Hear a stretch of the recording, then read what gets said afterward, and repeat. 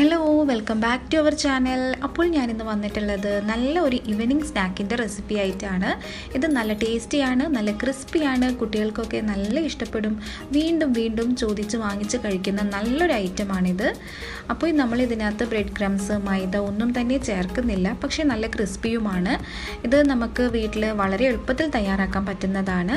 അപ്പോൾ നമുക്കിത് എങ്ങനെയാണ് തയ്യാറാക്കുന്നതെന്നൊന്ന് നോക്കാം. അതിന് വേണ്ടിയിട്ട് ഒരു പാന് അടുപ്പത്ത് വെച്ച് പാൻ നന്നായി ചൂടായി വരുമ്പോഴത്തേക്കും നമ്മൾ അതിലേക്ക് 1 ടേബിൾ സ്പൂൺ നെയ്യാണ് ചേർത്ത് കൊടുക്കുന്നത്. പിന്നെ നമുക്ക് 50 ഗ്രാം കാഷ്യൂസ് ചെറുതായി അരിഞ്ഞതൊന്ന് ചേർത്ത് കൊടുക്കുന്നുണ്ട്. ഇനി നന്നായി ഒന്നിങ്ങനെ ഇളക്കി കൊടുത്ത് നല്ല മുരിപ്പിച്ചെടുക്കണം. ഒരു ബ്രൗൺ നിറമാകുന്നത് വരെ ഇങ്ങനെ വഴറ്റിക്കൊണ്ടേ ഇരിക്കണം. ഇപ്പം നല്ല ബ്രൗൺ നിറമായി വന്നിട്ടുണ്ട്. നമുക്കിനി 50 ഗ്രാം കിസ്മിസാണ് ചേർക്കേണ്ടത്. ഇനി കിസ്മിസ് കൂടി നന്നായി വഴറ്റി കിസ്മിസൊക്കെ ഒന്നിങ്ങനെ വീർത്ത് വരണം. ഇപ്പം നല്ല വീർത്ത് വന്നിട്ടുണ്ട്. ഇനി നമ്മളിതിലേക്ക് 1/2 കപ്പ് തേങ്ങ, ചിരകിയ തേങ്ങയാണ് ചേർത്ത് കൊടുക്കുന്നത്. ഇനി എല്ലാം കൂടി നന്നായി ഒന്നുകൂടി ഒന്ന് ഇളക്കി കൊടുക്കാം. തേങ്ങ നല്ല ബ്രൗൺ നിറമാകുന്നത് വരെ വഴറ്റൊന്നും വേണ്ട, ചെറുതായിട്ടൊന്ന് വഴറ്റിയാൽ മതി. ഇനി നമുക്ക് 1 ടേബിൾ സ്പൂൺ ഷുഗർ ആഡ് ചെയ്യണം. മധുരം എല്ലായിടത്തേക്കും ഒരേപോലെ പിടിക്കുന്നത് വരെ നന്നായി ഒന്ന് ഇളക്കി കൊടുക്കാം. ഇനി 1/2 ടീസ്പൂൺ ഏലക്കപ്പൊടിയാണ് ഇട്ട് കൊടുക്കുന്നത്. ഇത് നമ്മൾ പഞ്ചസാരയുടെ കൂടെ പൊടിച്ചിട്ടുള്ള ഏലക്കപ്പൊടിയാണ്. അപ്പം നല്ലൊരു ഫ്ലേവർ ഉണ്ടാകും നമ്മുടെ ഈ ഫില്ലിങ്സിന്. ഇപ്പം നമ്മുടെ ഫില്ലിങ്സ് ഇവിടെ റെഡി ആയിട്ടുണ്ട്. ഇത് നെയ്യിൽ തന്നെ ചെയ്യാനായിട്ട് നിങ്ങൾ ശ്രദ്ധിക്കണം. നെയ്യിൽ നമ്മൾ വഴറ്റിയെടുക്കുമ്പോഴാണ് നല്ലൊരു ഫ്ലേവറും നല്ലൊരു രുചിയും ഒക്കെ കിട്ടുന്നത്. ഇനി നമുക്ക് വേണ്ടത് ഒരു മാവ് തയ്യാറാക്കണം. അതിന് വേണ്ടിയിട്ട് ഒരു ബൗളിലേക്ക് നമുക്ക് 1 കപ്പ് റവ ഇട്ട് കൊടുക്കാം. ഇനി നമുക്ക് 3 ടേബിൾ സ്പൂൺ പഞ്ചസാര ചേർക്കാം. ഇനി ഒന്ന് നന്നായി ഇളക്കി കൊടുക്കാം.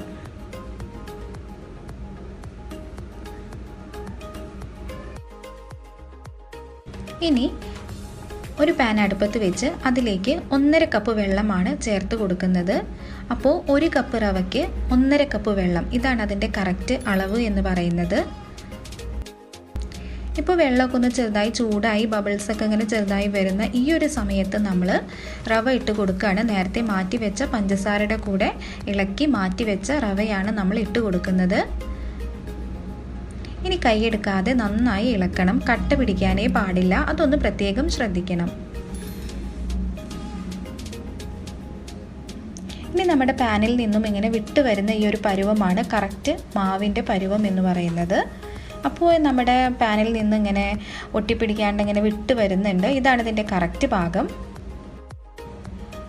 ഇനി നമുക്കൊന്ന് ചൂടാറാൻ വേണ്ടി ഒന്ന് വെയിറ്റ് ചെയ്യാം. ഇപ്പോൾ ചെറുതായിട്ടൊന്ന് ചൂടാറിയിട്ടുണ്ട്. നമ്മൾ ചെറു ചൂടോട് കൂടി വേണം ഇതൊന്ന് കുഴച്ചെടുക്കാനായിട്ട്. അപ്പം നമുക്കൊരു കൗണ്ടർ ടോപ്പിലോ അല്ലെങ്കിൽ നമ്മുടെ കട്ടിംഗ് ബോർഡിൻ്റെ മുകളിലൊക്കെ വെച്ചിട്ട് നമുക്കൊന്നിങ്ങനെ കൈ കൊണ്ടൊന്നിങ്ങനെ നല്ല സോഫ്റ്റാക്കി കുഴച്ചെടുക്കണം. ഇപ്പം നല്ല സോഫ്റ്റായി കുഴച്ചെടുത്തിട്ടുണ്ട്. ഇനി നമുക്ക് ചെറിയ ചെറിയ ഉരുളകളാക്കി എടുക്കാം. നമ്മൾ ചപ്പാത്തിക്കൊക്കെ എടുക്കുന്ന ആ ഒരു വലുപ്പത്തിലുള്ള ഉരുളകളാക്കിയാൽ മതി. ഇനി നമ്മളുടെ ഉള്ളം കയ്യിൽ വെച്ചിട്ട് ഒന്നിങ്ങനെ പ്രസ് ചെയ്ത് ഒന്നിങ്ങനെ പരത്തിയെടുക്കാം. ഇനി നമ്മളിതിലേക്ക് 1/2 ടീസ്പൂണ് ഫില്ലിങ്സ് ആഡ് ചെയ്യാണ്. നമ്മൾ നേരത്തെ തയ്യാറാക്കി വെച്ച ഫില്ലിങ്സ് ആണിത്. ഇനി നമുക്ക് നന്നായിട്ടൊന്ന് കവർ ചെയ്ത് കൊടുക്കണം. പുറത്ത് പോവാത്ത രീതിയിൽ നല്ല രീതിയിൽ വേണം നമ്മളിത് കവർ ചെയ്യാൻ. അതിനുശേഷം നമ്മളൊരു കട്ട്ലേറ്റിൻ്റെ ഷേപ്പിലാക്കി എടുക്കാം. ഇങ്ങനെ ഒരു 10 എണ്ണം വരെ നമുക്ക് തയ്യാറാക്കി എടുക്കാൻ പറ്റുന്നുണ്ട് 1 കപ്പ് റവയ്ക്ക്. ഇനി നമുക്ക് ചൂടായ എണ്ണയിലേക്കിട്ട് ഡീപ്പ് ഫ്രൈ ചെയ്തെടുക്കാം.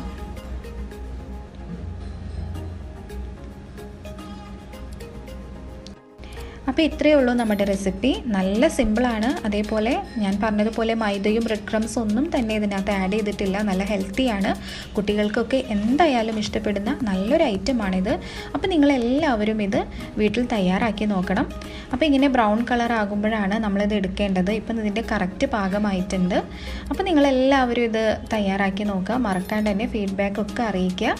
പിന്നെ അടുത്ത നല്ലൊരു വീഡിയോ ആയിട്ട് ഞാൻ തീർച്ചയായിട്ടും വരുന്നതായിരിക്കും.